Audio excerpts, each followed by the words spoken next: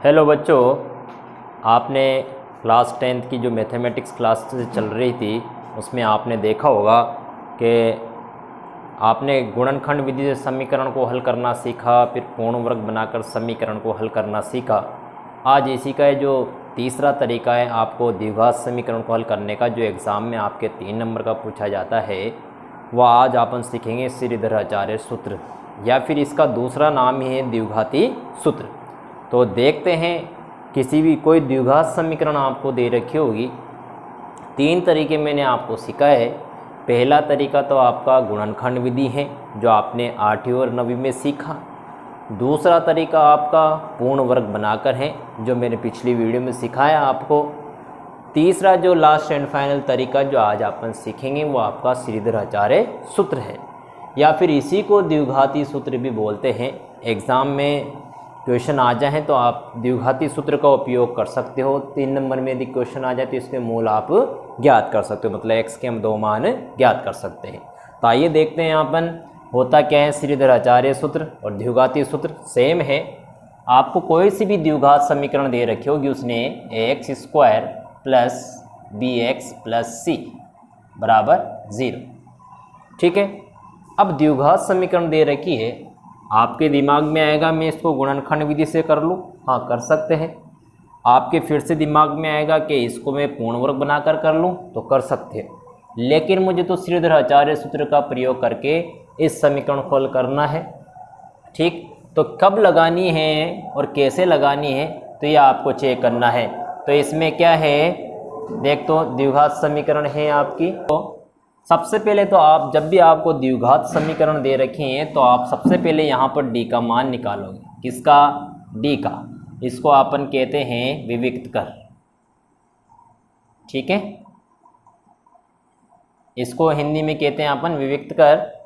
सबसे पहले आप d का मान निकालोगे, और d का मान निकालने का फॉर्मूला आपका क्या है, b² माइनस 4ac।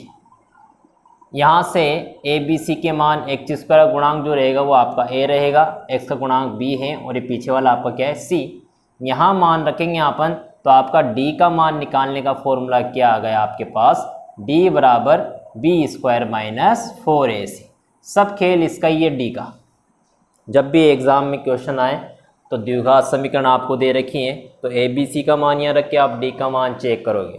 d का मान मतलब अपन मूलों का अस्तित्व पता लगाएंगे कि मूल आपके, मूल मतलब रूट x के जो 2 मान आते हैं उन्हीं को अपन मूल कहते हैं।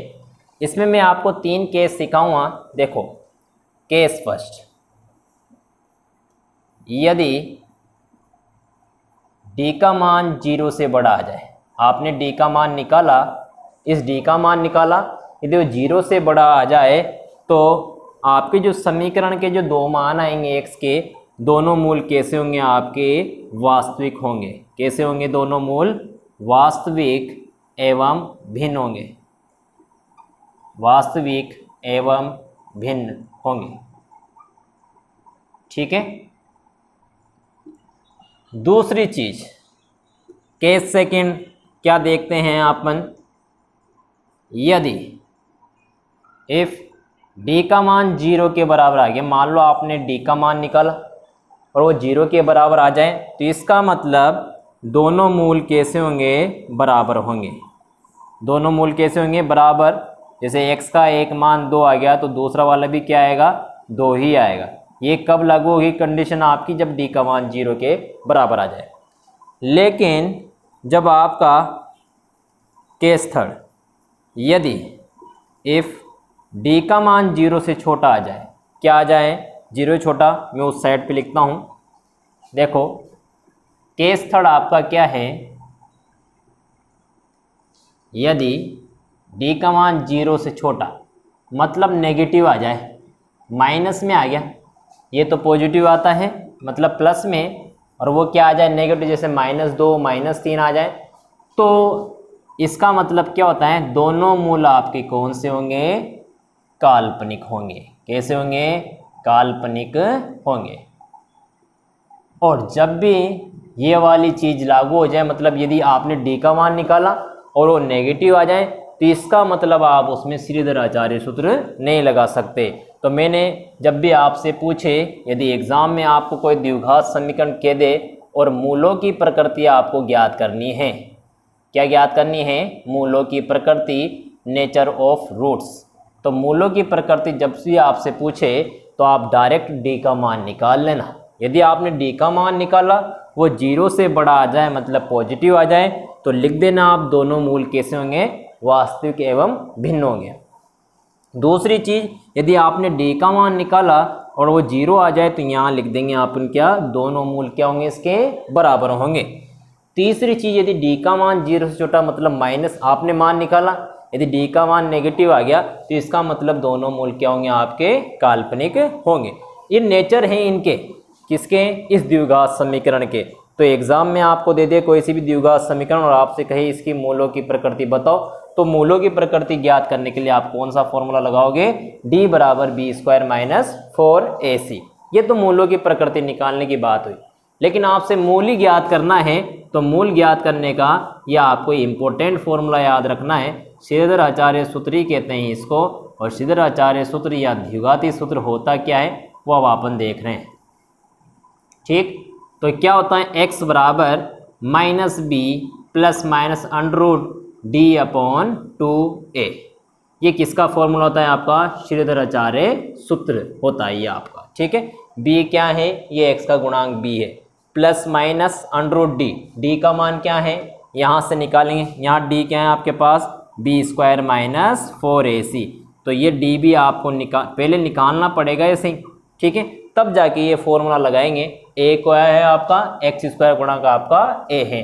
तो श्रीधर आचार्य सूत्र ज्ञात करने का फॉर्मूला आपका क्या है? x बराबर minus B plus minus under root D upon 2a।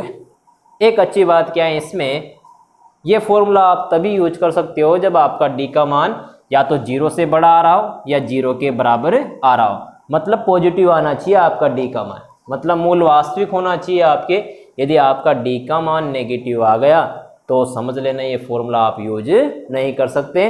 फिर आप क्या लिखोगे? भी इसके तो काल्पनिक मूल है, मूल संभव नहीं है, एक्स के मान नहीं निकाले जा सकते क्योंकि इसके डी का मान क्या आ गया? आपके पास नेगेटिव आ गया। लेकिन आपको एग्जाम में क्वेश्चन जो भी देगा उसके डी के मान कुछ ना कुछ पॉजिटिव निकलेगा और आपको ये फॉर्मूला लगाकर Shridhar Acharya minus B plus minus under root D upon 2a ये फॉर्मूला लगाकर आप उसको हल कर सकते हो एग्जाम में। लेकिन जैसे डी का मान आपका नेगेटिव आ जाए तो आप साफ साफ उसको मना कर देना, हाँ मैं इसके मूल काल्पनिक है और मैं इसके मान नहीं निकाल सकता। तो श्रीधर आचार्य सूत्र आपको समझ में आया होगा। श्रीधर आचार्य सूत्र का मतलब क्या है? द्विघात समीकरण को हल करना ही है, एक्स के 2 मान निकालने हैं। लेकिन ये फॉर्मूला कब यूज करना है अपन को? जब आपने डी का मान निकाला और यदि डी का मान 0 से बड़ा या 0 का बराबर आ जाए तो ही ये फॉर्मूला यूज करना, यदि माइनस में आ जाए तो ये फॉर्मूला यूज नहीं करेंगे।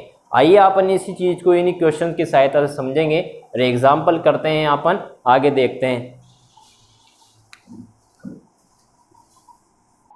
चलो एक एग्जाम्पल से मैं आपको ये समझाता हूँ कि कैसे क्वेश्चन एग्ज़ाम में आपके आता है और किस तरीके से आपको यदि समीकरण दे दे तो सबसे पहले उसको कैसे आपको श्रीधर आचार्य सूत्र का उपयोग कर हल करना है। आपको बोर्ड में मैंने एक एग्जाम्पल दे रखा है, ये इंपॉर्टेंट सवाल है। द्विघात समीकरण दे रखी है 1/x माइनस 1/x माइनस 2 बराबर 3, x नॉट इक्वल टू 0 और 2। क्यों 2 और 0 क्यों नहीं होना चाहिए? तो इनफाइनाइट हो जाएगी, इसलिए 2 और 0 नहीं हो सकते। x के मान ये नहीं आना चाहिए। आप के मूल ज्ञात कीजिए। मूल मतलब x के 2 मान आपको ज्ञात करना है यदि उनका अस्तित्व हो तो। अस्तित्व मतलब क्या है? डी का मान आपका जो निकालोगे आप वो 0 या 0 से बड़ा आना चाहिए, नेगेटिव में नहीं आना चाहिए। हो तो द्विघाती सूत्र का उपयोग कर मुझे क्या करना है? इनके समीकरण का हल ज्ञात करना है, मूल ज्ञात करना है। तो मैंने आपको सबसे पहले सिखाया था यदि ये द्विघात की फॉर्म में नहीं दे रखा है तो आप इसको सबसे पहले द्विघात की फॉर्म में जमाओगे और द्विघात की फॉर्म में जमाने के लिए आप क्या करोगे? इसका लघुत्तम लेते थे। क्या करते थे? लघुत्तम लेते थे। लघुत्तम क्या आ गया आपका यहाँ पर? x और x माइनस 2, x से x कट गया, क्या बचा? x माइनस 2 या माइनस, और x माइनस 2 से x माइनस 2 कट गया तो क्या बचा? x बराबर में क्या है? 3। x से आपका x भी कट गया तो बचा क्या मेरे पास? -2 अपॉन ये x से x माइनस 2 अंदर गुणा हो जाएगा, x को x से किया तो x स्क्वायर माइनस x को 2 से किया तो माइनस का 2x बराबर 3। अब क्या करेंगे अपन, ये कैची गुणा कर देते हैं, ये -2 तो यहाँ का यहीं रहेगा और ये 3 के पास कौन चल जाएगा, x स्क्वायर माइनस 2x चल जाएगा, ठीक। और अंदर गुणा कर देते हैं, -2 3 को इससे क्या तो 3x स्क्वायर माइनस 3 दूनी 6x। अब -2 उधर ले जाता हूँ तो किसका हो जाएगा, प्लस का 3x स्क्वायर माइनस 6x, -2 उधर जाएगा तो किसका, +2 बराबर में क्या रह जाएगा, 0। तो देखो इसको हल करके अपन क्या ले आए, एक द्विघात समीकरण ले आए। अब क्या करना है, इसको मुझे द्विघाती सूत्र का उपयोग करके हल करना है। तो आपको क्या करना है, सबसे पहले इसमें a b c को छाटना है। जो x स्क्वायर का गुणांक होता है वो तो आपका a होता है, जो x का गुणांक होता है वो आपका b होता है, और जो पीछे पीछे होता है वो आपका c। तो बताओ a का मान तो आपके पास कितना है, 3 आ गया, b का मान कितना है -6, और c का मान आपके पास कितना है 2। ठीक है, a b c के मान निकाल लेना आप सबसे पहले, फिर आप एक फॉर्मूला लगा देते हैं d का, किसका, d का फॉर्मूला होता है b स्क्वायर माइनस 4ac। तो देखो b का मान आपके पास कितना है, -6 का स्क्वायर, 4, a का मान कितना 3, c का मान 2, और हल करने के बाद ये कितना, ये तो 36 हो गया, -4 तिया 12, 12 दूनी 24, और 36 में से 24 जाएंगे तो कितने बचेंगे, 6 में से 4 गए तो 2, और 3 में 2 गए तो 1। तो बताओ d का मान आपका कितना आ रहा है, 12 आ रहा है, मतलब आपका पॉजिटिव आ रहा है। तो इसका मतलब आप आगे मान निकाल सकते हैं, द्विघाती सूत्र का प्रयोग कर सकते हैं। तो आपका d का मान तो कितना आ गया, मेरे पास 12 आ गया, ठीक। ये माइनस में आ जाता तो मैं कहता था मूल अस्तित्व नहीं है मूल होगा, क्योंकि माइनस में आ गया, या तो 0 आएगा या उससे बड़ा, मतलब पॉजिटिव ही आना चाहिए फॉर्मूला। अब देखो द्विघाती सूत्र लगाते हैं, तो आपका द्विघाती सूत्र क्या है, आप सभी को पता है, अभी पहले लिखा था मैंने, क्या है फॉर्मूला, x बराबर -b प्लस माइनस √d/2a। ये फॉर्मूला आपको लगाना है एग्जाम में भी। x बराबर -b का मान कितना आया था, -6, तो b की जगह -6 प्लस माइनस √d का मान कितना है, d का मान कितना 12, यहाँ √ में 12/2, a का मान कितना है 3, यहाँ पर क्या लिख दिया 3। तो देखो x बराबर माइनस क्या हो जाएगा, प्लस माइनस √12, तो 12 का वर्गमूल कैसे करेंगे, 4 × 3 होता है, 4 तिया 12, 4 का वर्गमूल तो बाहर 2 तो बाहर आ गया, √ में क्या हो गया 3, 4 का वर्गमूल क्या होता है 2, तो 2 तो बाहर आ गया, अंदर क्या रहा 2√3, नीचे क्या है 3 दूनी 6। तो अब क्या करते हैं अपन, एक बार तो प्लस ले लेंगे और एक बार क्या ले लेंगे, माइनस ले लेंगे, एक बार माइनस लेने पर, ठीक। तो आपके x के 2 मान जब मैंने प्लस लिया तो 6, यहाँ इसकी जगह क्या आ जाएगा, +2√3/6 आ जाएगा। एक तो x का मान ये आ गया, आपका एक में क्या कर देंगे -6, प्लस की माइनस से आ जाएगा प्लस की जगह 6 - 2√3/6। तो इस तरीके से आपका x के 2 मूल आ जाएंगे, 6 + 2√3/6 और 6 - 2√3/6। तो एग्ज़ाम में आपको नाम दे देगा, द्विघाती सूत्र का उपयोग कर आपको समीकरण को हल करना है, और नहीं दे तो भी आप चेक करके बता सकते हो। d का मान सबसे पहले समीकरण के रूप में नहीं दे रखा, तो आप लघुत्तम लेके सबसे पहले इसको द्विघात समीकरण के रूप में बनाना। फिर जो x² ये a होता है, ये b होता है, माइनस लग रहा है तो माइनस के साथ लिखना, माइनस लग रहा है तो माइनस के साथ लिखना। a b c के मान निकाल के सबसे पहले आप फॉर्मूला यूज करना, d बराबर b² - 4ac। यहाँ से d का मान आपका कितना है 12, पॉजिटिव आना चाहिए, नेगेटिव आएगा तो आप द्विघाती सूत्र का उपयोग नहीं कर सकते। फिर आपका श्रीधराचार्य या द्विघाती सूत्र का फॉर्मूला x बराबर -b प्लस माइनस √d/2 है, और यहाँ पर आप यूज कर देना जो भी आपने निकाला b और d के मान यहाँ रख देना। फिर एक बार तो प्लस ले लेंगे और एक बार क्या ले लेंगे, माइनस ले लेंगे। इस तरीके से अपन किसी भी समीकरण को हल कर सकते हैं श्रीधराचार्य सूत्र या द्विघाती सूत्र का उपयोग करके। आपके एक्सरसाइज 3.4 और 3.55 में ऐसे क्वेश्चन दे रखे हैं। कुछ क्वेश्चन तो ऐसे लिखे हुए हैं कि मूलों बताओ कि इनकी मूलों की प्रकृति कैसी है। तो मूलों की प्रकृति में तो आप डी के मान निकालना और डायरेक्ट देख लेना। यदि डी का मान 0 से बड़ा आ रहा है तो दोनों मूल वास्तविक होंगे, और डी का मान 0 के बराबर आ रहा है तो दोनों मूल बराबर होंगे, और डी का मान 0 से छोटा मतलब माइनस में आ रहा है तो दोनों मूल कैसे होंगे, काल्पनिक।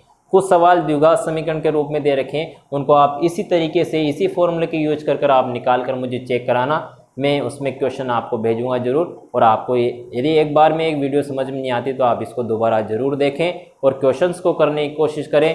फिर जो एक्सरसाइज 3.6 बच रही है वो लास्ट में आप देखेंगे अगली वीडियो में। थैंक यू बच्चों।